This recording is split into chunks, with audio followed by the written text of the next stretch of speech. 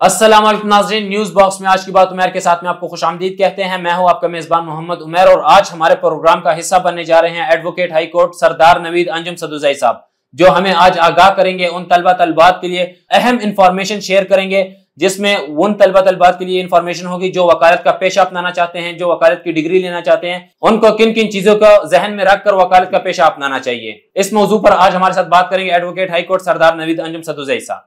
जी नाज़रीन, इस वक्त मेरे प्रोग्राम का हिस्सा बनने जा रहे हैं एडवोकेट हाई कोर्ट सरदार नवीद अंजुम सदुज़ई साहब, जो आज हमें बताएंगे कि जो बच्चे वकालत में आना चाहते हैं, लॉ की डिग्री करना चाह रहे हैं, उन उस हवाले से हमें आज आगाह करेंगे। और वो लोग जो लॉ करना चाह रहे हैं उनके लिए एक अहम वीडियो, एक अहम पैगाम जो है वो आज हम इनसे पूछेंगे और ये उनको एक अहम पैगाम देंगे। अस्सलाम वालेकुम सर। वालेकुम सलाम सर, बहुत शुक्रिया, आपने हमें अपने कीमती वक्त में से थोड़ा सा वक्त निकाल के दिया। सर, पहला सवाल मेरा आपसे यही है कि वकालत के लिए कौन सी क्वालिटी होनी चाहिए बच्चे में या बच्ची में?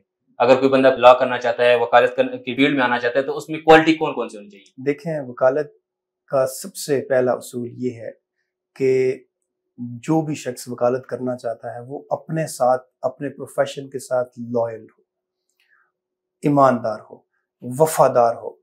जो शख्स अपने प्रोफेशन से वफादार नहीं है वो कभी भी इस प्रोफेशन में ना कामयाब हो सकता है, ना तरक्की कर सकता है। इस प्रोफेशन में नहीं, किसी भी प्रोफेशन में।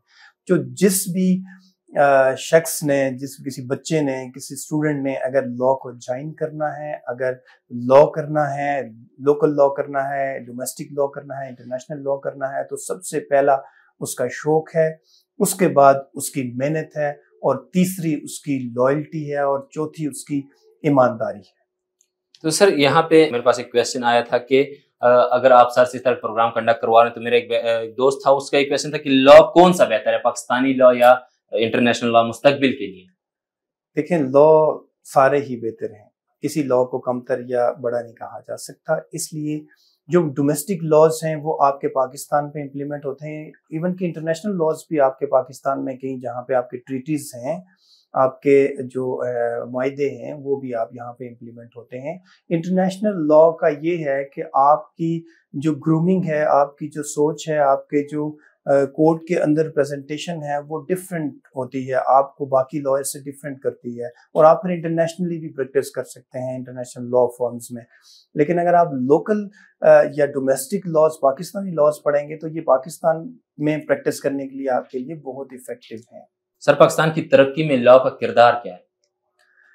देखिए, किसी भी मुल्क की तरक्की, उसकी स्टेबिलिटी और किसी मुल्क के आगे बढ़ने में सबसे जो इम्पोर्टेंस जो दी जाती है वो कानून को दी जाती है।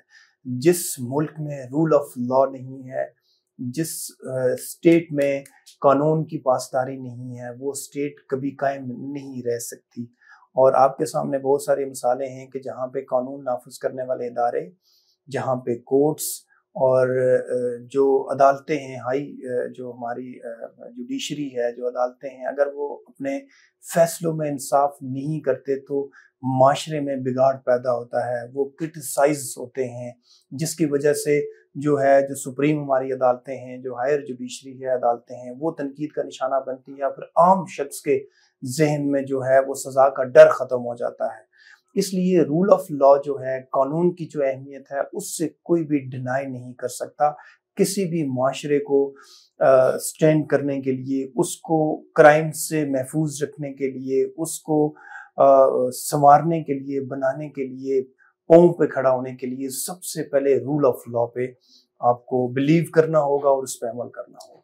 सर, यहाँ पे मेरा आखिरी सवाल आपसे ये कि क्या जज अपने फैसले करने में आज़ाद होता है? यानी तो अगर आज़ाद होता है तो फैसले जल्द क्यों नहीं आते? कोई फैसला आता है वो लेट क्यों होता है? आप देख सकते हैं कि पिछले दिनों फैसल मस्जिद से एक कुल्फी वाला गिरफ्तार हुआ और उसका फैसला 7 दिन के अंदर अंदर आ गया था, उसको कैद भी हुई, उसको जुर्माना भी हुआ। लेकिन हमारे सियासतदानों का जो केस होता है उसका फैसला 2-3 महीने तक लटका रहता है। इसकी वजह क्या है, अगर वो अपने फैसले देने में आज़ाद है? देखें, फैसला जल्दी हो या देर से हो, सवेर हो, इसका फैसले की क्रेडिबिलिटी पे और उसके सच्चे या झूठे होने पे डिपेंड नहीं करता। फैसला जो है वो कहते हैं ना कि जस्टिस हरीड जस्टिस बरीड, लेकिन दूसरी तरफ ये भी कहते हैं कि जस्टिस जो है, अगर आप जस्टिस डिले करते हैं तो जस्टिस डिनाई करते हैं।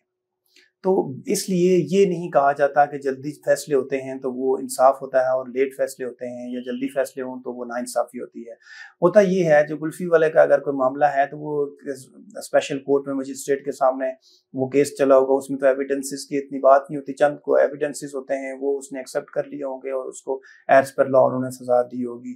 لیکن باقی جو دیگر کیسز ہیں ان عدالتوں میں 200-300 کیسز پینڈنگ ہوتے ہیں, تو عدالتوں کو اتنا برڈن ہے کہ عدالتیں جلدی فیصلہ نہیں کر پاتی. میکسیمم اگر سپریم کورٹ کی طرف سے ڈائریکشن کیس بھی ہوں تو تب بھی جو ہے ایک مرڈر کیس میں عدالت کو 1 سے 2 سال 1.5 سال کے درمیان لگ جاتا ہے اس کو کنکلوڈ کرنے کے لیے میکسیمم, کیونکہ دیگر بہت سارے کیسز عدالتوں میں التوا ہوتے ہیں, ان کو بھی سننا ہوتا ہے, صرف ایک کیس کو ہی نہیں بندہ لے کے آگے چلتا.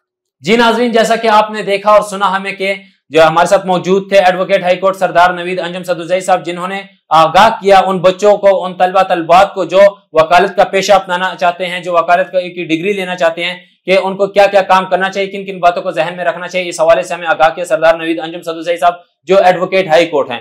مزید اس طرح کے پروگرام دیکھنے کے لیے جڑے رہیے نیوز باکس سے. کیمرہ مین اسرار کے ساتھ اپنے ہوسٹ عمیر کو دیجیے اجازت. اللہ حافظ.